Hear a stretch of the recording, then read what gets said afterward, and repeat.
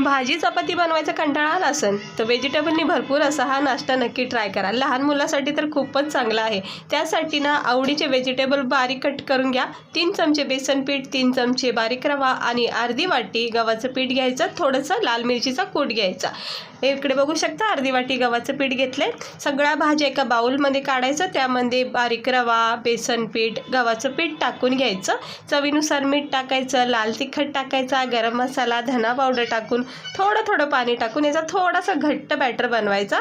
जिरे टाकू शकतात, चाट मसाला टाकू शकतात। आवडीनुसार भाज्या याच्यामध्ये बारीक कट करून टाकायचा। असा एक घोळ बनवायचा। गरम पॅनमध्ये लहान मोठे छोटे जसे पण आवडतील तसे याचे तुम्ही नाश्ता तयार करा। हा व्हेजिटेबल पराठा म्हणून तुम्ही खाऊ शकता। आता लहान मुलांना भाजी चपाती खायचा कंटाळा करतात, अशा वेळेस ना तर नक्की हा नाश्ता ट्राय करा। व्हिडिओ आवडला असेल तर लाईक करा। असेच रेसिपी बघण्यासाठी चॅनलला सबस्क्राईब करा आणि हा नाश्ता तरी नक्की ट्राय करून बघा।